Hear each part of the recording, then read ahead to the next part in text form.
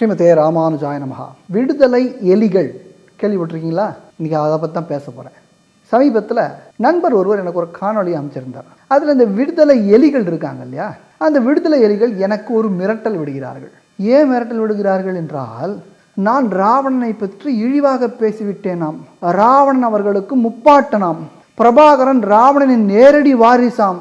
இன்னும் என்னென்னமோலாம் அந்த பைத்தியம் பேசுறது. அது பைத்தியம்னா என்னன்னு சொல்றது இல்லை, அது முகத்தை காட்டக்கூட துப்பில்லாத திராணி இல்லாத ஒரு கேவலமான ஒரு மனிதன் முகமுடியை போட்டுக்கொண்டு யார் தன்னுடைய பேரையும் ஒழுங்கா சொல்லாமல் இருக்கும் இடத்தையும் ஒழுங்கா சொல்லாமல் டிக்டாக்ல ஒரு வீடியோ போடுறான். டிக்டாக்கு நம்ம நாட்டில் தடை செய்யப்பட்ட ஒரு விஷயம், அதனால அது நமக்கு தெரியாது அவ்வளவா. ஆனால் இந்த டிக்டாக்ல இந்த விடுதலை எலிகள் இருக்காங்க இல்லையா, இந்த விடுதலை எலிகள் என்ன செய்யறாங்க, எனக்கு மிரட்டல் கேட்டால் ராவணனா இழிவா பேசிட்டேனா. இது எங்கேருந்து வந்ததுன்னாக்க, மாயம் அப்படின்னு ஒரு சேனல், அந்த சேனல்ல நேர்மையற்ற ஒரு குழு, அந்த டீம் இருக்கே, என்ன நேர்காணல் பண்றேன்னு சொல்லிச்சு. சரி, நான் அவங்களோட வீடியோவை கொஞ்சம் பார்த்தேன். ஏதோ ஆன்மீகம் பற்றி பேசுகிறாங்களே, நல்ல பசங்களாக தான் இருப்பாங்க போல இருக்குன்னு நான் போனேன். போய் சுமார் 1.5 மணி நேரம் நேர்காணல் எடுத்தாங்க. அந்த பையன் எக்கு தப்பாக தான் கேள்வி கேட்டான், நானும் பதில் சொன்னேன். ஆனால் அந்த பதிவை அங்கங்கே வெட்டி தனக்கு வேணுங்கிற போல ஒட்டி இஷ்டத்துக்கு அந்த பையன் போட்டிருந்தான், அந்த காணொலியை போட்டிருந்தான். இன்னி வரைக்கும், இது நடந்து ஒரு 4-5 மாதம் ஆயிருக்கும், இன்றைய வரையிலே வெட்டாத முழு காணொலியை எனக்கு கொடுக்க வேண்டும் என்று நான் கேட்டுக்கொண்டே இருக்கிறேன். இன்று வரையிலே அந்த நேர்மையற்ற இளைஞர்கள் அந்த ஒட்டாத கட் பண்ணாத அந்த முழு காணொலியை எனக்கு ரா ஃபுட்டேஜை கொடுக்க மாட்டேன்றாங்க. அதனால் அதை நான் நம்மளுடைய சேனலில் பதிவிடலை. இந்த பசங்க நாம் தமிழர் கட்சியை சார்ந்தவர்கள் என்று நான் யூகிக்கிறேன், தெரியாது, அவர்கள் தான் அதை தெளிவுபடுத்தணும். நாம் தமிழர் கட்சி கூட தெளிவுபடுத்தலாம். இந்த அவர்களுடைய பேச்செல்லாம் பார்த்தா இந்த ராவணனை வசதியாக அப்படிங்கிறது, இதுங்களுக்கெல்லாம் துளி கூட ஞானம் என்பது இல்லை.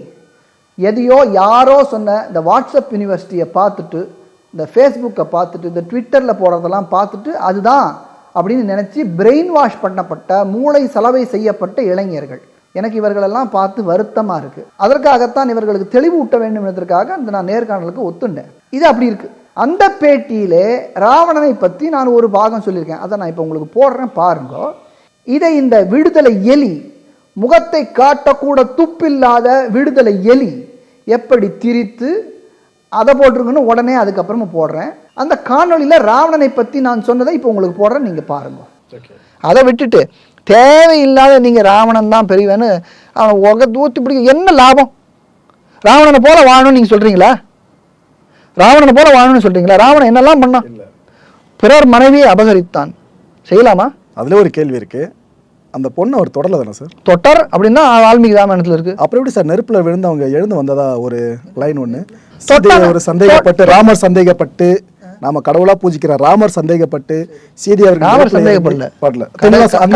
அந்த ஒரு இடத்த கொஞ்சம் விளக்க முடியும். ராமர் சந்தேகப்படல, மற்றவங்க சந்தேகப்பட்டதுனால ராமர் சீத்தையே நான் அக்னிக்குள்ள போய் நான் ப்ரூவ் பண்றேன்னு சொல்லி தான் இருக்கு. அது வரைக்கும் ராமர் சும்மா தான் நின்றுட்டு இருந்தார். அவருடைய கர்த்தவியம், அது அவருடைய கர்த்தவியம். நீ பண்றேன்னா வேண்டான்னு சொல்ல மாட்டேனா?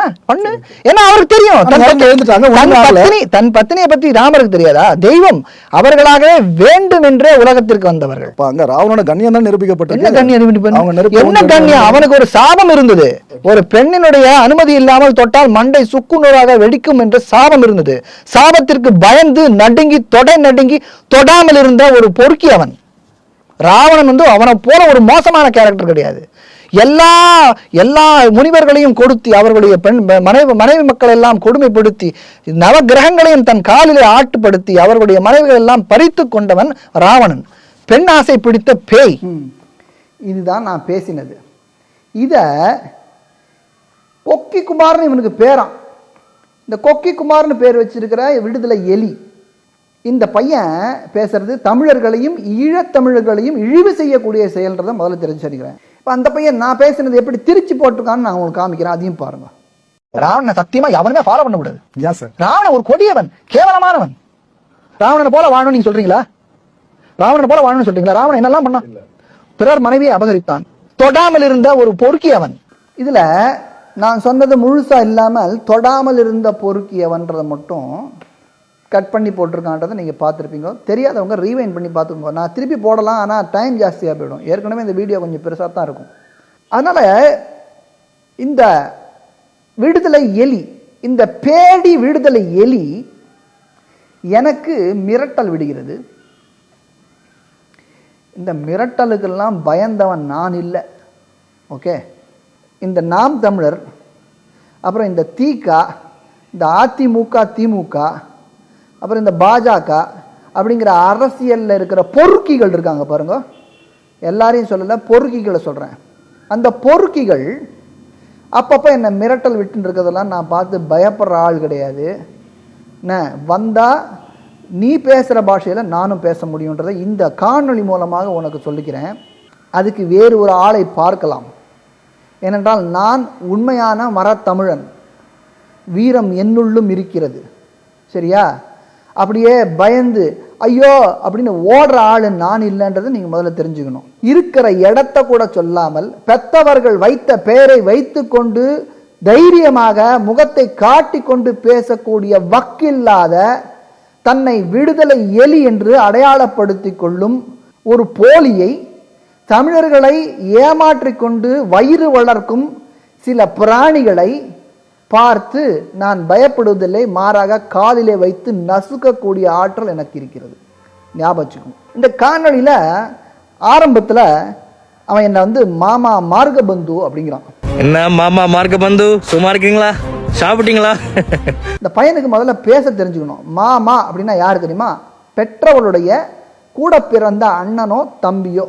உன் வயசு சின்னதாக இருக்கிறதுனால உனக்கு பெற்றவளுடைய அண்ணன் நினச்சிக்கிறேன். ஸோ என்ன நீ மாமான்னு கூப்பிடுறது பற்றி எனக்கு ஆட்சேபம் இல்லை. அப்புறம் மார்கபந்துன்னு சொல்கிற, என்னமா இழிவுபடுத்துறதா நீ நினச்சிக்கிட்டு சொல்கிற. மார்கபந்துன்ற சொல் என்ன சொல்லு தெரியுமா? வடமொழி சொல். மார்க்கம் என்றால் வழி, பந்து என்றால் நண்பன் என்று பெயர். மார்கபந்து என்றால் மோட்சத்திற்கு வழிகாட்டக்கூடிய நண்பன் என்று பெயர். அதனால் நீ மார்கபந்துவாக இருக்கிறதுலையும் மாமா மார்கபந்துவாக இருக்கிறதுலையும் எனக்கு நீ நல்ல ஒரு மதிப்பு கொடுத்துருக்கே தவிர நீ என்னை இழிவுபடுத்திட்டேன்னு நீ நினைச்சேன்னாக்கா உன்னுடைய அறிவின்மையை அது முதலிலே காட்டுகிறது. அதை முதல்ல தெரிஞ்சுக்கோ. ரெண்டாவது, உங்களால் இந்த மாதிரி பேடித்தனமாக காணொளி மட்டும்தான் உங்களால் போட முடியும். இதில் என்ன உங்களுக்கு வயிறு வளர்க்கீங்களோ எனக்கு தெரியல, கடங்க. அப்புறம் ராவணனை இவர்கள் தன்னுடைய முப்பாட்டன் என்று சொல்கிறார்கள். எங்களுடைய இனத்தை காத்த இறைவன் சிவனாக இருக்கட்டும், எங்களுடைய முப்பாட்டன் ராவணாக இருக்கட்டும். முப்பாட்டன்ற வார்த்தைக்கு அர்த்தம் தெரியுமா அப்படின்னு உனக்கு தெரியல. உனக்கு என்னமோ என்னை பார்த்தா பிராமணன், அதனால இவனை வந்து நம்ம வெறுக்கணும் அப்படின்ற மனசுல உனக்கு இருக்கு. ஆனால் ராவணனே ஒரு பிராமணன்ற முதல்ல தெரிஞ்சுக்கோ. ராவணன் யாருக்கு பிறந்தான்னு முதல்ல தெரிஞ்சுக்கோ. விஸ்ரவஸ் என்கிற மகரிஷியின் பிள்ளை ராவணன். அந்த விஸ்ரவஸ் என்பவர் புலஸ்திய முனியுடைய மகன். புலஸ்தர் யாரு அப்படின்னாக்க பிரஜாபதிகள்ல 10 பேர்ல ஒருத்தர். பிரஜாபதிகள் யாருன்னாக்க பிரம்மாவினுடைய பிள்ளைகள். ஆகவே ராவணன் யாருன்னாக்க பிரம்மாவினுடைய பிள்ளையான புலஸ்தருடைய பிள்ளையான விஸ்ரவசனுடைய மகன். அதாவது நேரடியாக பிரம்மா ராவணனுக்கு கொள்ளு தாத்தா. அதை முதல்ல புரிஞ்சுக்கோ. அதனால ராவணன் பிராமணன் என்பதில் ஐயமே கிடையாது. இப்போ ராவணன் எங்கே பிறந்தான்னு முதல்ல அடுத்து தெரியணும். ராவணன் முதல்ல இலங்கையிலேயே பிறக்கலடா முட்டாப்பையில. ராவணன் பிறந்தது இந்திய நாட்டிலே, ராவணன் பிறந்தது பாரத தேசத்திலே. ஒழுங்கா படித்து பிறகு தெரிந்து கொள். இந்த நீ பேசும்போது வெள்ளைக்காரர்கள் வந்து இந்த கதையெல்லாம் சொல்லிட்டு போயிட்டாங்க. இந்த வெள்ளைக்காரர்கள் ஆங்கிலேய இறைவன் சொல்றானா. ஆனா இந்த வெள்ளக்காரன் வந்து, அதாவது வெள்ளக்காரன் அங்கே குறிப்பிடுறது வந்து ஆங்கிலேயன். ஆங்கிலேயன் வந்து என்ன செய்யறான், இந்தியாவை ஆண்ட காலகட்டங்கள்ல தன்னுடைய ஆட்சியை வந்து இலகுபடுத்திக் கொள்றதுக்காக எல்லா கடவுள்களையும் ஒரே குடும்பமாக்குறான். அவர்கள் சொன்ன கதையை நீ ஏன் கேட்கிற? ஃபர்ஸ்ட் ஆஃப் ஆல், வெள்ளைக்காரர்கள் சொன்ன அந்த கதையை நீ எது கேட்கணும் தெரியல எனக்கு. நீ இருக்கிறதோ நீ காமிச்சிக்கிறது என்னமோ நீ இலங்கையில் இருக்கிறா போல காமிச்சிக்கிற. நீ எனக்கு தெரியும், நீ இங்கே தமிழ்நாட்டில் எங்கேயோ சுற்றிக்கிட்டு இருக்கேன்னு எனக்கு நல்லாவே தெரியும். நீ எங்கே இருக்கன்றதை விரைவில் கண்டுபிடிப்போம். அந்த ராவணன் வந்து உன்னுடைய முப்பாட்டன் அப்படின்ற, அதாவது ஒரு பிராமணனை உன்னுடைய முப்பாட்டன்னு சொல்ற. நல்ல மதிப்பு கொடுக்கணும்டா முப்பாட்டனுக்கு. அப்போ முப்பாட்டனுடைய வம்சத்திற்கும் நல்ல மதிப்பு கொடுக்கணும் இல்லையா? அதாவது அந்த பிராமண வம்சத்திற்கும் நீ ஒரு நல்ல மதிப்பு தரணுமா இல்லையா? ஏன் எப்படி இருக்க? பிராமணர்களை கண்டால் உனக்கு ஏன் அவ்வளவு எரிகிறது? ஆனால் ராவணனை மட்டும் ஒத்துக்கொள்கிறாயே. எந்த பிராமணனாகிய ராவணனை பிராமணர்கள் வெறுத்து தள்ளினார்களோ, இன்று வரையிலே வெறுத்து கொண்டிருக்கிறார்களோ, அந்த ஒழுக்கம் கெட்ட ராவணனை நீ ஏன் தூக்கி பிடித்து உன்னுடைய முப்பாட்டன் என்று சொல்கிறாய் என்று நீயே முதலிலே கேட்டுக்கொள். மேல கேட்போம். வாங்க மாமா மார்கபந்து, எங்களுடைய இனத்தை காத்த இறைவன் சிவனாக இருக்கட்டும், எங்களுடைய முப்பாட்டன் ராவனாக இருக்கட்டும், எங்களுடைய முப்பாட்டன் முருகனாக இருக்கட்டும், உங்களுடைய இனமான காவல் தெய்வமான இறைவன் பிரபாகரன் அவர்களாக இருக்கட்டும், இவங்க எல்லாம் பாத்தீங்கன்னு சொன்னா தமிழ் கடவுள்கள். இன்னொன்னு சொல்றேன், அடுத்து பாத்தீங்களா, இப்போ பிரபாகரனை தமிழ் கடவுளாம். அதாவது மனுஷனா பிறந்து தீவிரவாத இயக்கத்தை நடத்திய ஒரு மனிதனை தமிழ் கடவுள் என்று சொல்லிக் கொள்கிறான். இது எத்தனை தமிழர்கள் ஏற்கிறீர்கள் எனக்கு தெரியல. ஆனா இந்த வெள்ளக்காரன் வந்து, அதாவது வெள்ளக்காரன் அங்கே குறிப்பிடுறது வந்து ஆங்கிலேயன் வந்து என்ன செய்யறான், இந்தியாவை ஆண்ட காலகட்டங்கள்ல தன்னுடைய ஆட்சியை வந்து இலகுபடுத்திக் கொள்றதுக்காக எல்லா கடவுள்களையும் ஒரே குடும்பமாக்குறான். இப்ப சிவண்ட மகன் முருகன் சொல்றான், முருகன் தம்பி பிள்ளையார் என்று சொல்றான். முருகனுக்கும் பிள்ளையாருக்கும் சம்பந்தம் இல்லையா? பிள்ளையார் வந்து வட இந்திய கடவுள். அதே வரிசையில எங்களுடைய ஈழத்துல பிறந்து எங்களுடைய ஈழத்தை ஆண்ட எங்களுடைய அரசனான ராவணனை அண்டைக்கு அதே வெள்ளக்காரன் அரக்கனாக்கி விட்டு போனான். ஈழத்துல பிறந்து ஈழத்துல வளர்ந்த ராவணனா, அதான் சொன்னேன் இல்லையா, ராவணன் வந்து பாரத தேசத்திலே பிறந்தவன், விஸ்ரவசுடைய பிள்ளை, 10 கலைகளில் தேர்ச்சி பெற்றவன். மனோதத்துவம், மருத்துவம், மந்திரம், தந்திரம், அரசியல், இசை, சாஸ்திரம், விஞ்ஞானம், இலக்கியம், ஜோதிடம் என 10 கலைகளில் அவன் தேர்ச்சி பெற்றான். இந்த 10 கலையை தான் 10 தலையாவன் மாத்துறான். காரணம் என்ன? நாம தமிழர்கள். அதாவது இது வேகமா பேசுறான். எப்படின்னாக்க இந்த சீமான் போல வேகமா பேசினாக்க, உணர்ச்சி பொங்க பேசினாக்க அதெல்லாம் உண்மையாயிடும் நினைப்பு. எதையாவது உளர வேண்டியது, துளியா யோசிச்சு பேசுறார்களா? இவர்களுக்கெல்லாம் எப்படி இப்படி பேச தெரியுது? இவ்வளவு மூளை செலவை செய்யப்பட்ட இவர்கள் மற்றவர்களை மூளை செலவை செய்து கொண்டிருக்கிறார்கள் என்பதை தெரிந்து கொள்ள வேண்டும். உங்களுடைய வரலாற்றை வந்து மழுங்கடிக்க வேண்டும், எங்களை முன்னேற விடக்கூடாது. அதே மாதிரி இவர்களை முன்னேற விடக்கூடாதுன்னு ஆங்கிலேயன் இந்த கதையெல்லாம் கட்டினானாம். அதாவது ராவணனுக்கு 10 தலை இருக்கு அப்படின்னு கதை கட்டினது ஆங்கிலேயர்களாம், இவர்களை முன்னேற விடக்கூடாது என்பதற்காக. அவன் இந்தியாவில் இருந்தான், இலங்கையில் இருக்கான் இவன் சொல்லிக்கிறான். இவனுடைய முப்பாட்டர்கள்லாம் இலங்கையில் இருக்கான்றாங்க. இவன் என்ன, எனக்கு புரியவே இல்லை. இவர்கள் என்ன பேசுகிறார்கள்? இவர்களும் இந்தியாவும் ஒன்று என்று நினைக்கிறார்களா? இது வேறு வேறு நாடு என்பதை முதலிலே இவர்கள் புரிந்து கொள்ள வேண்டும். அந்த நாட்டினுடைய விஷயங்களிலே அந்த நாட்டை பார்த்து கொள்ளுங்கள். நாங்கள் உங்கள் நாட்டு விஷயத்தில் நாங்கள் தலையிடுறதில்லை. எங்கள் நாட்டு விஷயத்தில் தலையிட்டால் உங்களுடைய அந்த தலையீடு என்பது உங்களுக்கு விபரீதமாக போய் முடியும் என்பதை சொல்லிக் கொள்கிறேன். பாருங்க, எங்களுடைய ராவணனுடைய நேரடி வாரிசான எங்களுடைய தலைவர் பிரபாகரனும் அதே மாதிரி பல ராவணனுடைய நேரடி வாரிசான் இவர்களுடைய தலைவன் பிரபாகரன். என்ன சொல்ல வரான் எனக்கு புரியவே இல்லை. பிரபாகரனுடைய தாய் தந்தையர்கள் ராவனுடைய நேரடி வாரிசா? என்னடா பெனாத்திர, என்ன பெனாத்திர? ராவணன் எந்த வருடம் வாழ்ந்தான் என்றாவது உனக்கு தெரியுமா? நீ ராவணனை தூக்கி பிடிப்பதாக நினைத்து கொண்டு பிரபாகரனையும் அவர்களுடைய பெற்றவர்களையும் இழிவுபடுத்துகிறாய் என்பது கூட உனக்கு தெரியவில்லையே. என்ன, உனக்கு கொஞ்சம் சிந்தித்து பாரடா. அதே மாதிரி பல கலைகளில் தேர்ச்சி பெற்றவர். நல்லா பாடுவாரு, நல்லா சமைப்பாரு, நிறைய அரசியல் தந்திரங்கள் இருக்கு, நிறைய போர் நுண்ணறிவுகள் இருக்கு, எதிர்கால துருநோக்கு பார்வைகள் இருக்கு. சரி, ஒரு கேள்வி கேட்கிறேன். ராவணனை ஏண்டா கொண்டீங்க? சீதையை தொட்டான்னு சொல்லி கொண்டீங்க. ஆனா சீதை தான் வரம் வாங்கி வந்திருந்தாளேடா. சீதையை யாராவது தொட்டா அவன் தலை வந்து 2 வெடிக்கும் என்ற வரத்தை பெற்றிருந்தாளே சீதை. அப்ப ராவணன் தொட்டா ராவண தலை 2 வெடிச்சிருக்கணும். அதான் வெடிக்கல, அப்ப தொடராதானேடா. அப்புறம் ஏண்டா கொண்டீங்க? ராவணனை ஏண்டா கொன்னீங்க? என்னமோ நான் போய் கொன்னா போல. ராவணன் பலசாலி, அவனை கொல்வதற்கு இந்த பூலோகத்திலே ஆள் இல்லை. அதனாலே பெருமானே அவதாரம் செய்து மனுஷ ரூபத்திலே மனிதனாக பிறந்து வானரங்களின் துணை கொண்டு அந்த ராவணனை கொன்றான் என்பது கதை. ராவணனை ஏண்டா கொன்னீங்க அப்படின்னு என்ன ஏண்டா கேட்குறேன் முட்டாப்பையில? நானா கொன்ன? என்னுடைய ராமன் கொன்னான். ஏன் கொன்னான்? நீனே உளர்றவர். சீதையை ராவணன் தொடவே இல்லையே, தொடாதவனை ஏண்டா கொன்னீங்க அப்படின்னு கேட்குற. சீதையை ராவணன் தொடலைன்னு உனக்கு யார் சொன்னா? சீதையை ராவணன் தொட்டுத்தான் தூக்கின்னு போனான்டா முட்டாப்பையிலே. ஆனால் அவனுடைய காம இச்சைக்கு சீதை ஆளாக்க முடியவில்லை அவனாலே. ஏனென்றால் அந்த ராவணனாகிய பொறுக்கிக்கு ஒரு சாபம் இருந்தது. என்ன சாபம்னு சொல்றேன், கேட்டுக்கோ, தெரியாம பெனாத்தாத. ஒரு தடவை குபேரனுடைய பிள்ளை நளகுபேரன், அவனுடைய மனைவி ரம்பா, அந்த ரம்பையிடம் முறை தவறினான் ராவணன். ரம்பை எவ்வளவோ தடுத்தாள், ஆனால் ராவணனுக்கு இருக்கிற பராக்கிரமத்திலே அவனுடன் முறை தவறி நடந்தான். ரம்பை நளகுபேரனிடம் இந்த விஷயத்தை சொன்னாள். நளகுபேரன் ஒரு சாபத்தை கொடுத்தான். இனி ஒரு பெண்ணின் விருப்பத்திற்கு மாறாக அவளை நீ ஆட்கொள்ள வேண்டும் என்று நினைத்தால் உன் தலை சுக்குநூறாக வெடிக்கும் என்று ஒரு சாபத்தை கொடுத்தான். அந்த சாபத்திற்கு பயந்து நடுங்கி ஒடுங்கி தொடை நடுங்கி இந்த ராவணன் சீதையை தொடவில்லை. ஒன்று புரிஞ்சுக்கணும், எதுக்கு அவன் சீத்தையை எடுத்துன்னு வந்தான்? பெண்ணாசை பிடித்து எடுத்து கொண்டு வந்தான். அந்த பெண்ணாசை பிடித்தவனை உன்னுடைய முப்பாட்டன்னு சொல்லிக்கிறியே, வெக்கமா இல்லை உனக்கு? உன் முப்பாட்டன்லாம் பெண்ணாசை பிடித்து திரிந்தவர்களா? என்ன சொல்ற நீ? எனக்கு புரியல.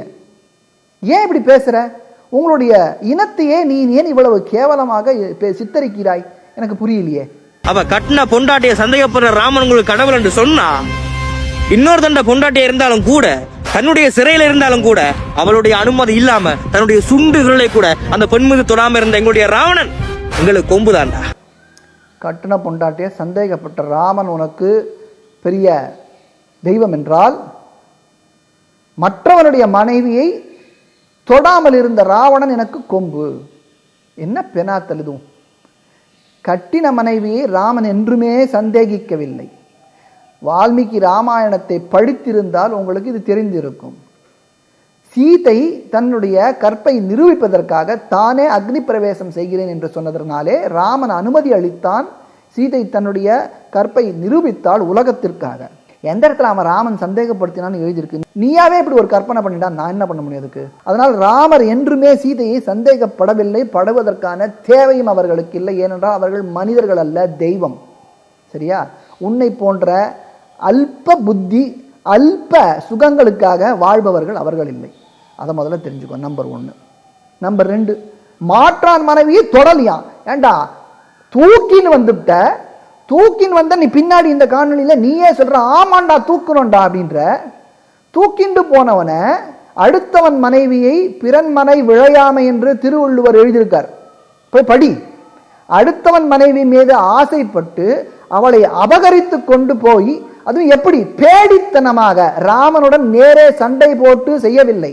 மாரீச்சனை அனுப்பி ராமனை எங்கோ அழைத்து சென்று விட்டு தனியாக இருந்த ஒரு பெண்ணிடம் தன்னுடைய சாகசத்தை, தன்னுடைய வலிமையை காட்டுகிறேன் என்று ஒரு பெண்ணிடம், அபலையாக காட்டிலே தனியாக இருக்கக்கூடிய ஒரு பெண்ணிடம் தன்னுடைய பலத்தை காட்டக்கூடிய ஒரு கோழையான ராவணனை உனக்கு கொம்புன்னு சொன்னா நீ எப்படின்றது தெரிஞ்சுக்கும். சரி, நீங்கள் இந்த ராமனை கடவுள் என்று சொல்றீங்க, நான் ஏற்றுக்கொள்றேன். ஆனா ஒரு சாதாரண கடலை கூட கடக்க முடியவில்லை உங்களோட கடவுளால. வானரங்கள் உதவி செய்ததா? அணில் உதவி செய்ததா?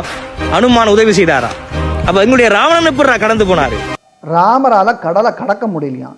ஏண்டா உனக்கு சத்தியமா கதையே தெரியாதா? பாலம் கட்டி கடந்தாரடா ராமர். கடலை கடந்தார். அவர் மனிதனாக வாழ்ந்தார். ஒரு மனிதனால் என்ன செய்ய முடியுமோ அதை மட்டுமே செய்தார். தெய்வமாக எதையும் செய்யவில்லை. ராவணன் குபேரனிடமிருந்து புஷ்பக விமானத்தை திருடி கொண்டு வந்து அதிலே சென்றான். அவனும் ஒன்றும் புஷ்பக விமானத்தை எல்லாம் கண்டுபிடிக்கல. அதுக்கு பின்னாடி கப்பலோட்டிய தமிழர் தான், பாபு சிதம்பரனார் தான் கப்பலை ஓட்டினாராம். இவர் ராவணன் தான் முதல்ல ஏரோப்ளேன் ஓட்டினானா. கிறுக்கன் பேத்தனான் பாருங்க. பறந்து போய் உலகத்திலேயே முதல்ல கப்பல் வண்டி ஓட்டிய ஒரே ஒரு தமிழன் ஐயா வ.உ.சி. சிதம்பரனார் ஐயா அவர்கள். அதுபோல விமானம் ஓட்டிய முதல் தமிழன் உங்களுடைய ராவணன் பெருமாட்ட. ராவணன் திருடி கொண்ட புஷ்பக விமானம் அது. கப்பலோட்டிய தமிழன், அவரையும் நான் அவமானப்படுத்துறேன். யாரோட யாரை கம்பேர் பண்ணணும்னு அவசியம் கிடையாதா? நீ இலங்கைக்காரனா தமிழ்காரனா? நீ இலங்கைக்காரனா இந்தியனா? இந்தியன்னா இந்தியாவில் இருக்கணும். நீ இலங்கைக்கு பிழைக்க ஓடி போன? வ.உ.சி. மேல நீ பெருமையா வச்சிருந்தனாக்கா, அந்த வ.உ.சி. இந்த நாட்டை எவ்வளவு பெரிதாக மதித்தாரோ, இந்த நாட்டிற்காக உயிர் தியாகம் செய்தாரோ, அதே போல நீ இந்த நாட்டிலிருந்து உயிர் தியாகம் பண்ணிருக்கணும் தானே? எதுக்குடா அங்க போய் உட்கார்ந்த? எதுக்கு அங்க இலங்கைக்கு போய் உட்கார்ந்த? பிழைப்புக்காக சென்றாயா? எதற்காக சென்றாய்? உலகத்திலேயே முதல்ல கப்பல் வண்டி ஓட்டிய ஒரே ஒரு தமிழன் ஐயா வ.உ.சி. சிதம்பரனார் ஐயா அவர்கள். அதுபோல விமானம் ஓட்டிய முதல் தமிழன் உங்களுடைய ராவணன் பெருமாட்ட. 2வது தமிழன் நான் யாரென்று சொல்ல தேவையில்லை, உங்க எல்லாருக்குமே தெரியும். ஈழத் தமிழராக நம்மளுடைய தாத்தாமாருடைய அந்த பர்த் சர்டிபிகேட் எடுத்து பாத்தீங்கன்னு சொன்னா ஏக்கர் நாகர் என்று இருக்கும், சைவ சிவகோத்திரம் என்று இருக்கும். பிறகு எங்கடா இருந்து வந்த இந்த இந்து என்ற ஒரு மதம், அதுவும் இந்த இந்துக்கள் தூக்கி பிடிக்கிற இந்த விவேகானந்தர் இருக்காரோ அவருக்கும், வரலாற்றில் மழுங்கடிக்கப்பட்ட மறைக்கப்பட்ட நம்முடைய பாட்டனாகிய மனோன்மணியம் சுந்தரனாருக்கும் மிகப்பெரிய விவாதமே நடக்குது. யார் ஹிந்து என்று சொல்லி. அன்றைக்கு திருவானந்தபுரத்தில் நடந்த இந்த விவாதத்துல நம்முடைய பாட்டனாகிய மனோன்மணியம் சுந்தரனாம்பிள்ளை அன்றைக்கு இந்த விவேகானந்தரை பார்த்து கேட்கிறார், நீ எப்படி அவங்களை பார்த்து ஹிந்து என்று சொல்லுவார்? விவேகானந்தர் முழிச்சு கொண்டிருக்கிறார். இந்தியாவை ஆண்ட ஒரு ஆங்கிலேய ஆளுநரான வில்லியம் ஜோன்ஸ் என்ன பண்றாரு, எவன் கிறிஸ்தவன் இல்லையோ, எவன் இஸ்லாமியன் இல்லையோ, அவங்க எல்லாரையும் ஒரே கையெழுத்துல ஹிந்துக்கள் ஒரு பட்டியலுக்குள்ள கொண்டு வராரு. ஒரே நாடு ஒரே நாள்ல ஒரே கையெழுத்து, முழு பேரு ஹிந்துக்கள். அந்த கையெழுத்துக்கு பிறகுதான் பௌத்தன் ஹிந்து இல்ல, ஆனா பௌத்தனும் ஹிந்துவானான். அதுக்கு பிறகு சீக்கியன் ஹிந்து இல்ல, ஆனா சீக்கியனும் ஹிந்துவானா? அதுபோல ஈழத்து செயலாகிய நாங்களும் இந்துக்கள் அல்ல, ஆனா நாங்கள் இந்துக்கள் ஆக்கப்பட்டோம். காரணம் ஆங்கிலேயர்களால். நீங்கள் மதமாற்றம் என்று கிறிஸ்தவர்களையும் இஸ்லாமியர்களையும் பார்த்து திட்டிக் கொண்டிருக்கின்றீர்களே, நீங்களும் மதமாற்றவாதிகள் தான். நீங்களும் சைவம் என்ற ஒரு மதத்தை விட்டு போட்டு இன்றொன்ற கூட்டுக்குள்ள நீங்கள் அடைபட்டுக் கொண்டிருக்கின்றீர்கள். எங்களுடைய வீர பெரும்பாட்டனாகிய முப்பாட்ட முருகன் வந்து கேவலம் ஒரு மாம்பழத்துக்காக அன்றைக்கு அந்த மலைக்கு மேல கோச்சு கொண்டு போய் உட்கார்ந்தாரா? இதெல்லாம் வெள்ளக்கார அவுத்துட்டு ஒரு கதை தானடா. அதே நம்பிக்கொண்டு முட்டா கூட்டம் தெரியுது. அதே சார் வில்லியம் ஜோன்ஸ் வந்து அன்றைக்கு கையெழுத்த போட்டு நாட்டை வந்து இந்தியாவுக்கு தூக்கி கொடுத்தா இன்றைக்கு இந்தியா வாழ்றது யாரு? பிஜேபி செல்ல புள்ள யாரு? RSS கொள்கை என்ன? இந்துத்துவ கொள்கை. இந்த பிஜேபியும் RSSும் இந்துத்துவ கொள்கை எப்படி அவங்களுடைய தமிழினத்துக்கு ஆதரவா இருக்கும்? அது இன்றைக்குமே தமிழினத்துக்கு எதிரான ஒன்றுதான். இவங்களுடைய நோக்கம் வந்து தமிழ் தேசியம் கொண்டு யாரும் பேசக்கூடாது. அப்படி யாரும் பேசினா அவங்கள அடிச்சு 101 முடன. அப்புறம் சம்பந்தமே இல்லாமல் இந்துக்கள் யாரு அப்படின்னு வளரிவிட்டு அப்புறம் இந்துத்துவா கொள்கை என்று சொல்லிவிட்டு இவர்களுடைய எண்ணம் என்ன? தமிழர்கள் தமிழ் தேசியம் என்று யாரும் பேசிடக்கூடாது, இப்படி பேசினா அடித்து நொறுக்கிடுவோன்னு. ஆமாம் சொல்கிறேன், தமிழ் தேசியம் பிரிவினைவாதம் பேச ஆரம்பிச்சிங்கன்னா வெளுத்து திருப்பும் இந்திய இராணுவ படை. ஒரு பிரஜையா நான் சொல்கிறேன், வெளுத்து திருப்பும் இந்திய இராணுவ படை. தமிழ் தேசியம் தமிழ் தனிநாடு என்று பிரிவினைவாதம் பேசக்கூடியவனாக எவனால் இருந்தால் அவனுக்கு உரிய தண்டனையை இந்திய இராணுவம் புகட்டும் என்பதிலே எனக்கு ஐயமில்லை. நான் சொல்றேன், இராணுவம் உன்னை பிளந்து கட்டும் என்பதை சந்தேகமே இல்லை. அதுதான் என்னுடைய கொள்கை, அதுதான் இந்தியர்களுடைய கொள்கை. இந்திய நாட்டிலிருந்து பிரிவினைவாதம் பேசிக்கொண்டு தமிழ் தேசியம் தமிழ்நாடு தனித்தமிழ்நாடு என்று எவனாவது பேசுவானே ஆனால் அவனுக்கு உரிய பாடம் கற்பிக்கப்படும். இந்தியனாக இருக்கிறேன் தமிழனாக இருக்கிறேன் என்று சொன்னால் இங்கே இடம் உண்டு. நீ ஈழத்தமிழன் என்று சொல்லிக்கொண்டு ஈழத்தில் இருந்தா என்றால் எனக்கு பிரச்சனை இல்லை. ஆனால் அந்த நாட்டு விஷயத்தை நீ அங்கே பேசணும். எங்கள் நாட்டுக்குள்ள அனாவசியத்துக்கு மூக்க நுழையத்துக்கு கூட உனக்கு புத்தி இல்லைடா. மூக்கமா மூடின்னு பேசுறேடா பைத்தியக்காரா.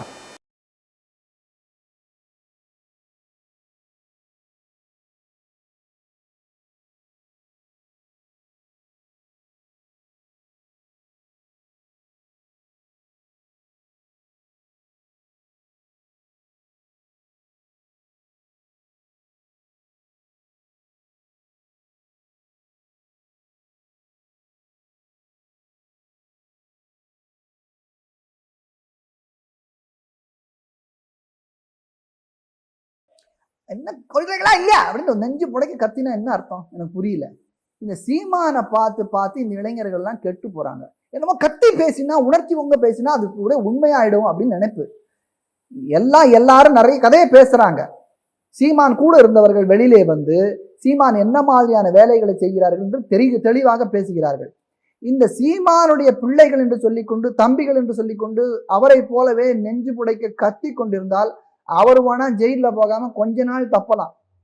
உங்களெல்லாம் குண்டு கட்டா உள்ள போட்டு அப்புறம் நடக்க வேண்டியதை நடத்துவார்கள் என்பதை தெரிவித்துக் கொள்கிறேன். ராமலீலா மைதத்துல இன்னும் உலகம் இருக்கும் வரையிலே ராவணனுடைய உருவத்தை எரித்தே தீருவோம். அப்படிப்பட்ட கொடியவனை எரித்து கொல்வதிலே எங்களுக்கு பேரானந்தம். அது ராமன் செய்ததை ஒவ்வொரு ஆண்டும் அந்த விழாவாக இந்த நாட்டிலே பாரத நாட்டிலே கொண்டாடி கொண்டே இருப்போம். உன்னால என்ன பண்ண முடியும்? இன்றைக்கு வரைக்கும் அதே வன்மத்தோட நீங்க இருக்கிறீங்க. இது வன்மம் இல்லை, இது பெருமை, இது வீரம். எங்களுடைய ராமனுடைய வீரத்தை கொண்டாடக்கூடிய ஒரு குணம் எங்களுக்கு. அதனால ராம்லீலா மைதானத்திலே ராவணனுடைய உருவம் எரித்து கொண்டே இருப்போம். உங்களை பார்த்து கேட்கின்ற ஒரு சராசரி ஈழத்தமிழனாக தமிழ் என்ற மொழியை இப்போது அழித்துக் கொண்டிருக்கின்றீர்கள். அன்று எங்களுடைய சைவம் என்ற மதத்தை அழித்தீர்கள், எங்களுடைய பண்பாட்டை அழித்தீர்கள், எங்களுடைய கலாச்சாரத்தை அழித்தீர்கள். இன்றைக்கு இறுதியாக எங்களுடைய ஈழத்தையும் அழித்தீர்கள். கட்டின பொண்டாட்டியை சந்தேகப்பட்டு தீக்குளிக்க சொன்ன உங்களுடைய ராமர் உங்களுக்கு கடவுள்.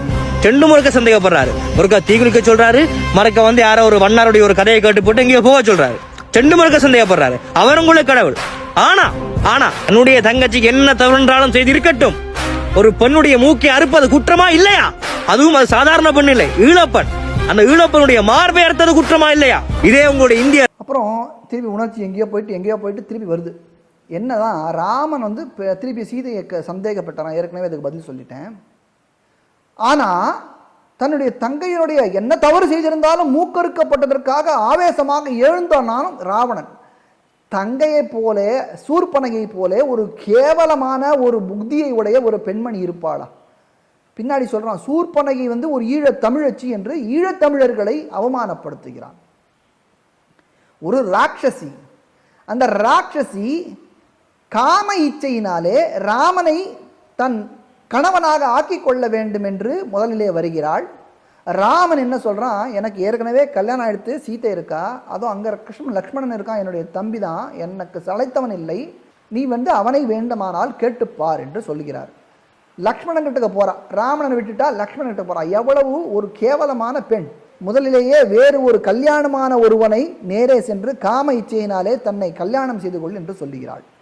அவன் முடியாது என்று சொன்னாலே அவன் தம்பி கிட்ட போய் திருப்பி அதையே கேட்கிறா, என்ன கல்யாணம் பண்ணிக்கோன்னு. ஊர்ல போறவனெல்லாம் பார்த்து என்ன கல்யாணம் பண்ணிக்கோன்னு சொல்ற அந்த சூர்பனகை உனக்கு ஈழத்தமிழச்சியா? ஒரு ராட்சசி, ஒரு கேவலமான குணமுடைய ஒரு பெண். இந்த பெண் உனக்கு முப்பாட்டனா? என்னையா பேசுற? அப்படிப்பட்ட கேவலமான காரியத்தை செய்து சீதையை தாக்க செல்லுகிறாள். லக்ஷ்மணன் வேண்டாம் என்று அனுப்பிவிடுகிறான். அப்போ இந்த சீதையினால் தானே இவ்வளவு செய்கிறாய், இந்த சீதையை கொல்ல பார்க்கிறேன் பார் என்று சீதையை காயப்படுத்த செல்லும் பொழுதுதான் ஒரு பெண் என்று பார்த்து அவளை கொல்லாமல் அவளுடைய மூக்கை மட்டும் லக்ஷ்மணன் அறுத்தான். எந்த இடத்துலையுமே எந்த விதமான ராமாயணத்தை எடுத்துட்டாலும் இந்த நாம் தமிழர்கள் ராமாயணத்தை எடுத்துக்கூடாது. என்ன, அவர்களுக்கு முதல்ல ஆனா அவன்னா கூட தெரியாது, திருவள்ளுவர் என்ன கருப்பா சிகப்பான்னு தெரியாது, அதில் எத்தனை குறள் இருக்குன்னு தெரியாது. இந்த மாதிரியான நாம் தமிழர்கள் என்று சொல்லிக் கொள்ளக்கூடிய அவர்கள் எழுதிய ராமாயணத்தில் வேணா நீ சொல்ற மாதிரி மார்பகத்தை அறுத்தார்கள் என்று இருக்கும். எந்த இடத்திலுமே அப்படி எழுதவே இல்லை. எழுதவே இல்லாத ஒன்றை எடுத்து என்னுடைய ஈழத் தமிழச்சியின் மார்பகத்தை அறுத்தாயா அப்படின்னு உணர்ச்சி பொங்க கத்தினா நீ சொன்னது உண்மையாயிடுமா? ஏன் அப்படி உணர்ச்சியை ஏற்றக்கூடிய ஒரு வார்த்தையை நீ சொல்லுகிறாய்? ஏனென்றால் நீ மற்றவர்களை ஏமாற்றி அவர்களுடைய உணர்வை தூண்டி அவர்களை மூளை செலவை செய்து உனக்கு எப்படி சிங்களத்திலே அந்த அந்த விடுதலை எலிகள் இருந்தார்களே அவர்கள் கோழைத்தனமாக சண்டை போட்டார்களோ, மனித வெடிகுண்டை வைத்து சண்டை போட்டார்களோ, அதே போல செய்யக்கூடிய காரியத்தை செய்வதற்காக நீ இப்படி பேசுகிறாய். இதெல்லாம் உன்னை தேச விரோத சட்டத்தில் வச்சு உள்ள தள்ளணும். இதை தமிழக காவல்துறையும் இந்திய அரசும் தமிழக அரசும் பார்த்து கொண்டிருக்கும் என்று நம்புகிறேன். இப்படிப்பட்டவர்களை உள்ள தள்ளி கம்பி எண்ணெய் வைக்க வேண்டியது உங்களுடைய பொறுப்பாக இருக்கணும், தலையாய கடமையாக இருக்கணும். இந்திய நாட்டின் இறையாண்மைக்கு குந்தகம் விளைவிக்கக்கூடிய செயல்களை செய்யக்கூடியவர்கள் இவர்கள். முதல்ல சூர்பனக தமிழச்சி கிடையாது, பாரத தேசத்திலே வடமாநிலத்திலே பிறந்தவள், ராவனுடைய தங்கை, அவளும் ஒரு பிராமண பெண். இரண்டாவது, அவள் காம இச்சையினாலே ராமனையும் லக்ஷ்மணனையும் மணக்க வேண்டும் என்று விரும்பியவள். மூன்றாவது, அபலை பெண்ணான சீதையை கணவனுக்கு முன்னே தாக்க முனைந்தவள், அதனாலே மூக்கறுபட்டு சென்றவள். மூக்கறுபட்டு சென்று விட்டு அங்கே அண்ணங்கிட்ட போய் பொய்ய சொல்லி உனக்காக நான் சீதையை பார்த்தேன், ஆனால் அப்படி போகும்போது என் மூக்கறுத்துட்டான்னு பொய்ய சொல்லி அவனையும் தூண்டி பெண்ணாசை அவனுக்குள் ஊட்டுவித்து ஒரு கூட பிறந்த அண்ணனுக்கு செய்யக்கூடிய செயலை செய்யக்கூடிய ஒரு பெண்ணா அவள் பெண் என்றே அவளை மதிக்க கூடாது. அப்படிப்பட்டவளை தூக்கி பிடிக்கிறாயே. நீ தூக்கி பிடிப்பதனாலே எனக்கு ஒன்றும் கவலை இல்லை, அது உன்னுடைய தலையில் எழுத்து. ஆனால் ஈழத்தமிழச்சி என்று சொல்லி, ராவணனை முப்பாட்டன் என்று சொல்லி தமிழர்களையும் ஈழத்தமிழர்களையும் அவமானப்படுத்துவதை ஏற்க முடியாது. இந்திய ராணுவம் அன்றைக்கு எங்களை ஈழப்பெண்கள கையை பிடிச்சு எடுத்ததுக்காக அவங்க எல்லாரையும் ஓட விட்டாங்க. நாங்கள் எப்படிப்பட்டவர்கள் என்று ராஜீவ்காந்தி நன்கு அறிவார், நாங்கள் எப்படிப்பட்டவர்கள் என்று ஸ்ரீபெரும்பத்தூர் மக்கள் நன்கு அறிவார். நீங்க எப்படிப்பட்டவர்கள் என்று எங்களுக்கு எல்லாருக்கும் நன்னா தெரியும். பேடி என்பது உன் முகத்தை பார்த்தாலே தெரிகிறது, கோழை என்பது உன் முகத்தை பார்த்தாலே தெரிகிறது. உன் முகமே என்னன்னு தெரியலையே. உன் பேரு கொக்கி குமார்னு வேற வச்சுட்டு இருக்கியே, ஏன் அப்படி கொக்கி குமார்னு வச்சுட்டு இருக்கிய? ஏன் மூஞ்சி காமிக்கல? மூஞ்சில ஒரு கண்ணாடி, ஒரு முகமூடி, உன் மண்டையில ஒரு நீ வீர சைவன்னு சொல்லிக்கிற. வீர சைவன்னா நெத்தியில எங்கடா உனக்கு திருநீரு? எங்க நெத்தியில திருநீரு? உடம்பிலே ஒரு பாகம் கூட தெரியாத ஒரு அளவிற்கு நீ உன்னுடைய முகத்தை வைத்துக் கொண்டிருக்கிறாயே. உன்னை பத்தி இதுக்கு மேல வேற எனக்கு தெரியணுமா? ஏண்டா மாமா மார்கபந்து, உங்களுடைய ஈழத்துல ஒரு வயசு பெண்ணை கையை பிடிச்சு யாராவது இழுத்தா வயசான பெண்களே அறுவாளை தூக்கிட்டு போவாடுறா வெட்டுறதுக்கு. வயசுக்கு வந்து ஆம்பளை ராவணன் என்னடா பண்ணுவான்? உங்க ஈழத்துல வயசு பெண்களை கையை பிடிச்சி இழுத்தா வயசானவங்களே வந்து அருவாளை எடுத்துக்கொண்டு வெட்டுவார்களா? அப்ப ராவணன் வந்து வயசுக்கு வந்த ராவணன் வந்து கோவப்பட மாட்டானா? என்னையா பேசுற? யார் கையை பிடிச்சி யார் இழுத்தா? உன்னுடைய லாஜிக்கு படியே சீதை கையை பிடித்த ராவணன் அறுக்கப்பட்டான். நீ தானடா சொன்ன வயசுக்கு வந்த பெண்ணின் கையை பிடித்து இழுத்தால் அவர்கள் தலையை ஈழத்தமிழர்கள் வெட்டுவார்கள் என்று பேசும் நீ, அதே மாற்றான் மனைவியான சீதையின் கையை பிடித்து இழுத்த ராவணனின் தலையை ராவன் வெட்டினான். என்ன தப்பு? ஆனா இதுல பாரு, ராவணன் என்னமோ பலசாலின்னு நினைக்கிற. ராவணன் வந்து ஒரு கோழை என்பது 2 சரித்திரம் உங்களுக்கு நான் சொல்றேன். கார்த்த வீரியார்ஜுனன் என்று ஒருவன் இருந்தான். அவனோட ராவணன் ரொம்ப சண்டை போட்டு அவனோட தோத்து போனான். கார்த்த வீரியார்ஜுனன் கட்டி போட்டு தூக்கின்னு போனான். கேவலமாக இழுத்து கொண்டு சென்றான். இந்த படத்துல போட்டிருக்கேன் பாரு. 2வது வாலி தெரியுமா? வாலி, அவனை பத்தி கூட நீ பேசுற. வாலி ஒரு சமயம் சந்தியாவந்தனம் பண்றதுக்காக இருந்தான். அப்ப ராவணன் வந்து என்னோட சண்டைக்கு வான்னு உயிர் எடுத்துட்டு இருந்தான். இவன் இங்க உயிர் எடுக்கிறான்னு அந்த பக்கம் போய் பண்ணாக்க அங்கேயும் வந்து உயிர் எடுத்தான். இவன் வந்து சரியா செய்ய மாட்டான்னுட்டு என்ன பண்ணார வாலி, ராவணனை கொத்தாக எடுத்து அக்கிளில அடுக்கி கொண்டு அவன் சந்தியாவந்தனம் செய்து விட்டு பிறகு ராவணனை பார்த்து என்னமோ கத்திண்டே இருந்தியா, என்ன விஷயம்னு கேட்டானா. ஐயா ஒண்ணுமில்லையா, சும்மா அவனோட பேச வந்தையா அப்படின்னு ராவணன் சொல்லி வாலி காலை பிடித்து விழுந்தானாம். ஆக ராவணனை ஏற்கனவே 2 வென்று விட்டார்கள். ஒருவர் கார்த்த வீரியார்ஜுனன் 1000 கை கொண்டவன், 2வது வாலி ஒரு வானரம். எப்படிப்பட்டவன் ராவணன் பாருங்களேன். ஒரு வானரத்திடம் அது அக்குள்ள மாட்டிண்டு இடுக்கிண்டு அவஸ்தப்பட்டவன். ஒரு பெண்ணிடம் தன்னுடைய வீரத்தை காட்டி அவருடைய கணவன் இல்லாத பொழுது அவளை அபகரித்து கொண்டு சென்றவன். 3வது கொடுக்கப்பட்ட சாபத்திற்கு பயந்து தொடாமல் தொடை நடுங்கி நின்றவன்.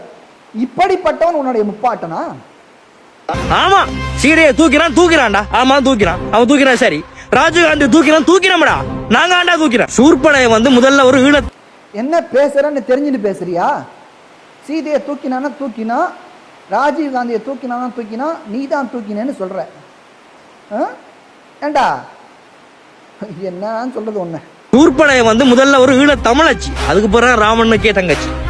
அவருடைய மூக்க அறுத்தீங்க, சரி அறுத்தீங்க. மார்பை ஏண்டா அறுத்தீங்க? இதே இலங்கை ராணுவங்களுடைய ஈழப்பெண்களுடைய மார்பை அறுத்து கடை போட்டு வித்ததற்கு உங்களுக்கு என்னடா வித்தியாசம்? இலங்கை ராணுவம் என்ன பண்ணுச்சுன்னு எங்களுக்கு தெரியாது, சரியா? அது உங்க நாட்டு பிரச்சனை. உங்க நாட்டு பிரச்சனையை பத்தி இங்கே வந்து ஏன் கதறுகிறாய்? அந்த நாட்டு பிரச்சனையை நீ அங்க சமாளிச்சுக்கோ. சமாளிக்க துப்பு இல்லைன்னா ஓடிப்போ. மீண்டும் மீண்டும் சூர்பனகையின் மார்பகத்தை அறுத்தான் என்று பொய்யை சொல்லுகிறாய். உன்னுடைய ஆரம்பத்திலே உன் பொய் வெளிப்பட்டு எடுத்தோ. நான் பேசினது அவனே ஏற்கனவே வெட்டி ஒட்டினா, அதையும் வெட்டி நீ போட்ட பாரு ஆரம்பத்திலேயே. அதுல இருந்தே உன்னுடைய அழகு தெரியுது. மறைந்திருந்து மானம் கொண்ட வாலியை தாக்கிய மாண்புமிகு ராமச்சந்திரனை மா வீரன் என்று போற்ற மகாகவி கம்பனே தங்கவில்லை என்று சொன்னால் மாண்டாலும் வெற்றி வாலிக்குத்தானே. ஆண்டாலும் அவன் தம்பி சுக்ரீவன் துரோகி தானடா. ஆண்டாலும் அவனுடைய தம்பி சுக்ரீவன் துரோகி. ராவண முப்பாட்டன். ராவனோட தம்பி யாருப்பா உனக்கு? ராவண முப்பாட்டன். ராவனோட தம்பி துரோகி. அப்போ துரோகி பரம்பரையில நீ இருந்திருக்கேன்னு அர்த்தம். நீ பேசுறது உனக்கே எவ்வளவு வினையாக இருக்குன்னு கூட தெரியாத அளவுக்கு உனக்கு மூளை செலவை செய்யப்பட்டிருக்கிறது. நீ தயவு செஞ்சு இங்க வா. உனக்கு நல்ல போதனையை சொல்லி உன்னை நல்ல மனிதனாக ஆக்கக்கூடிய செயலில் நான் ஈடுபடுகிறேன். அவன் பேசுறதெல்லாம் கேட்டு அவனை போலயே குறைச்சிக்கிட்டு என்னடா பேசுறீங்க நீங்கள்லாம்? விடுதலை எலிகள்னு வேற உனக்கு பேரு. இப்ப நாங்க என்ன செய்யணும் சொன்னா, எந்த ஒரு ஈழத்தமிழனும் வாயில ஹிந்து என்று சொல்லக்கூடாது. நாங்கள் சைவர்கள், அதிலும் ஈழத்து வீர சைவர்கள். நாங்கள் எங்களுடைய கடவுள்கள் வந்து இந்திரன், சிவன், மாயோன், முப்பாட்டன் முருகன், தமிழ் பெண் கடவுளாகிய கொற்றவை, இவங்கதான் நம்மளோட கடவுள்கள். இவர்களுடைய கணவன்னா சிவன், இந்திரன், மாயோன், கொற்றவை. இதெல்லாம் யார் பேசுறதுன்னு உங்களுக்கு தெரியும் இல்லையா? சீமான் பேசுறது மேடையில. அதேதான். இந்த மாயோன் யாருன்னு இவருக்கு தெரியல. அதே விஷ்ணு தான். விஷ்ணுவினுடைய அவதாரம் கிருஷ்ணன், அவனை தான் மாயோன்னு நீங்க சொல்றீங்க. அதே விஷ்ணுனுடைய அவன் தான் ராமன், அவனை வந்து எதிர்க்கிறீங்க. என்ன ஒரு புத்தி பாரு உனக்கு. இப்ப பாத்தீங்கன்னு சொன்னா, இந்தியால வந்து கர்நாடகால வந்து லிங்காயத்தவர்கள் என்று சொல்லி ஒரு மதம் ஒன்று இருக்கு. அவர்கள் வந்து இப்ப இந்துக்கள்ல இருந்து தனியா பிரிஞ்சு வந்து மத்திய அரசுக்கு எதிராக போராடி அதை வந்து ஒரு சட்டம் ஏற்றி இப்ப ஒரு மதமாக பிரித்து கொண்டு வந்து விட்டார்கள். அதே மாதிரி எங்களுக்கு தேவை, நாங்கள் இந்துக்கள் அல்ல, நாங்கள் சைவர்கள், நாங்கள் ஈழத்து வீர சைவர்கள். நாங்கள் சட்டத்தை கொண்டு வா, கையெழுத்த போடு. கையெழுத்த போடு, இல்லைன்னு சொன்னா கையெழுத்த போட வைப்போம். ஏதோ அடுத்த உள்ளூர் பெனாத்தல் லிங்காயத்துன்னு பிரிச்சுன்னு போனாங்களாம். இவர்கள் இந்துக்கள் இல்லையா, இவர்கள் வீர சைவர்களாம். நானும் இந்துக்கள் இல்லைன்னு தான் நான் சொல்கிறேன். இந்துன்னு ஒரு மதமே இல்லைன்னு தான் நானும் சொல்கிறேன். நானும் வைஷ்ணவன் தான் நானும் சொல்கிறேன். இந்த நாடு அப்படித்தான் சொல்லி கொண்டிருக்கிறது. நீயே ஏதாவது பிறகு கையெழுத்து போடணுமா? என்னத்து கையெழுத்து போடணும்? யாரை சொல்கிற? கையெழுத்து போட வெப்பியா? யாரை கையெழுத்து போட வெப்ப? கையெழுத்து போட வெப்பேன்னு சொன்னால் அப்படி சொன்ன வாயும் கையும் எங்கே போகும் என்று இந்த நாடு உனக்கு பாடம் கற்பிக்கும். தமிழா விழிப்புற்றெழுக. மாமா மார்கபந்து, இதுக்கு பிறகு எங்களுடைய ராவணனை பற்றி எங்கேயுமே தப்பாக நான் உன்னை பார்க்கப்படாது. நீங்கள் இந்த 3 கோடி நாமத்தை போட்டு வந்து எங்களுக்கு நாமம் போட விடுறீங்கன்னு சொன்னா நாங்கள் உங்களை கோமணத்தோட கோமா அனுப்பி விட்டுருவோம். ஆமா மார்கபந்து, இந்த கதையெல்லாம் எங்கேயாவது பெரிய புயல் அடிச்சு கொண்டிருக்கும், அதுக்குள்ள எவனாவது உட்காந்து பொரியுருட்டை சாப்பிட்டு கொண்டிருப்பான், அவன்கிட்ட போய் சொல்லுங்க நாங்கள் ஈழத்தமிழர், எங்கிட்டும் கூட ஆட்டமெல்லாம் செல்லுபடியா.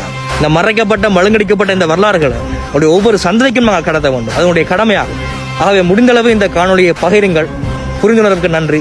இது ஓயாத அலைகள் சார்பாக குக்கிக்குமார். உங்களுடைய உடல் மண்ணுக்கு, தமிழுக்கு மற்றும் தமிழக விடுதலை புலிகளுக்கு சாதி ஒழிப்புக்கு மற்றும் பண்ணி விடுதலை. நன்றி, வணக்கம். நாம் தமிழர், நாமே தமிழர். நன்றி. மாமா மார்கபந்து, இதுக்கு பிறகு எங்களுடைய ராவணனை பற்றி எங்கேயுமே தப்பாக நான் உன்னை பார்க்கப்படாது. நீங்கள் இந்த 3 கோடி நாமத்தை போட்டு வந்து எங்களுக்கு நாமம் போட விடுறீங்கன்னு சொன்னா நாங்கள் உங்களை கோமணத்தோட கோமா அனுப்பி விட்டுருவோம். ராவணனை பற்றி என் வாழ்நாள் இருக்கும் வரையிலே உண்மையை பேசுவேன். அவன் பண்ணது தப்பா இருந்தால் நான் என்ன பண்ண முடியும்? அவன் பண்ணது தப்பா இருந்தால் தப்பா தான் பேசணும்.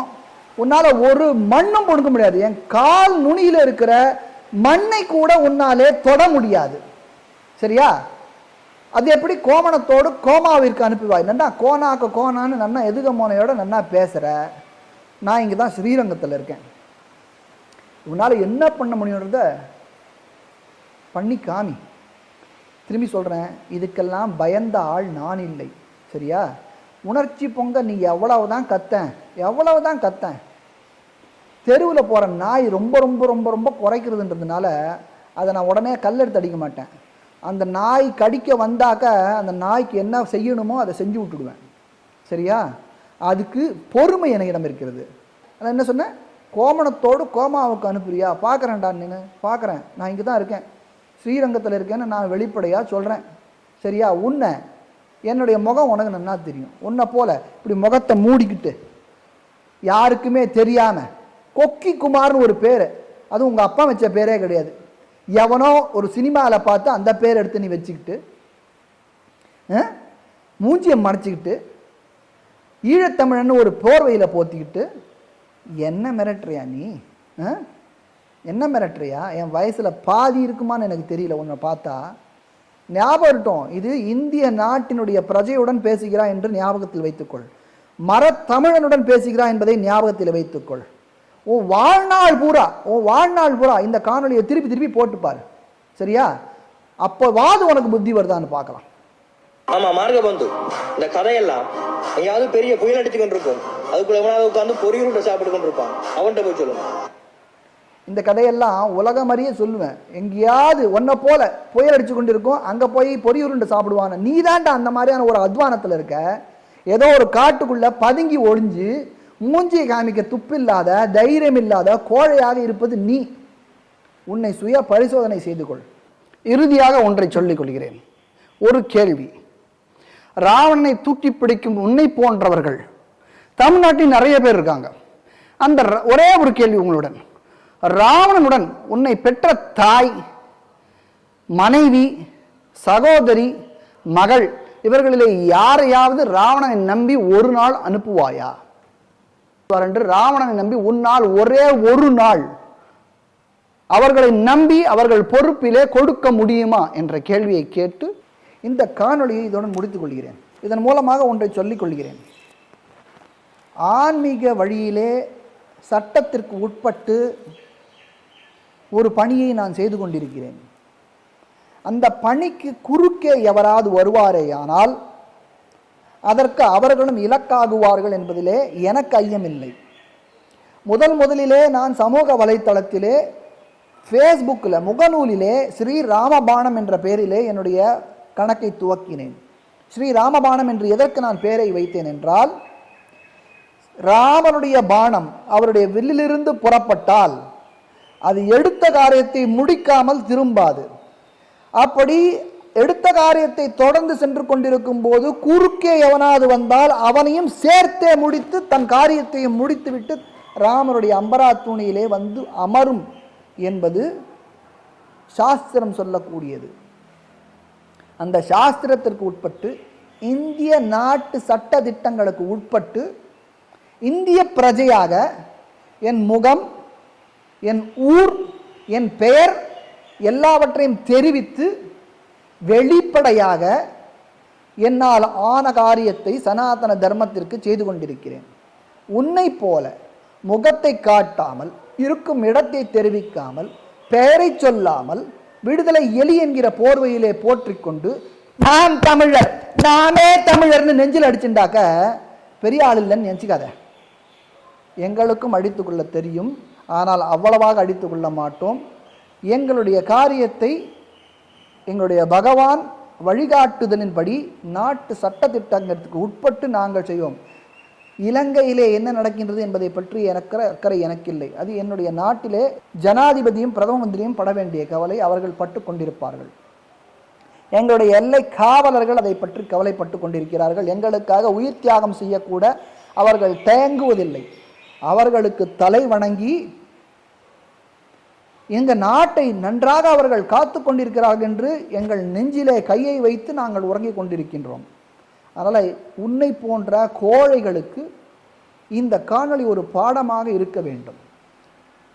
இதை பார்த்து கொண்டிருக்கிற தமிழக அரசும் தமிழக காவல்துறையும் இந்த காணொளியில் இருக்கும் மனிதன் யார் என்று கண்டுபிடித்து சட்டப்படியான நடவடிக்கையை அவர்கள் மீது துவக்க வேண்டும். நாம் தமிழர் என்று இவர் சொல்லுவதிலிருந்து நான் யூகிக்கிறேன் இவர்கள் நாம் தமிழர் கட்சியை சார்ந்தவர்களாக இருக்கக்கூடும் என்று. அதை உங்களிடமே விடுகிறேன். இதற்கான அதிகாரபூர்வமான ஒரு புகாரையும் நான் காவல்துறையிலே பதிவிடுகிறேன். அந்த புகாரிலே நடவடிக்கை எடுப்பீர்கள் என்று நம்புகிறேன்.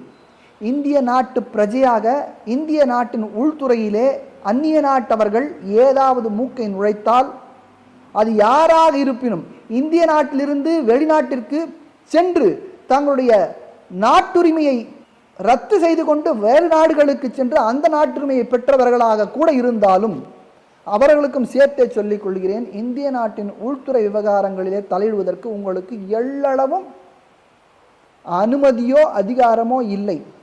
அப்படி செய்ய முனைந்தீர்கள் என்றால் எங்களுடைய நாட்டின் சட்டமும் எங்களுடைய நாட்டின் இராணுவமும் உங்களுக்கு நல்ல பாடத்தை புகட்டும் என்பதிலே எனக்கு ஐயமில்லை.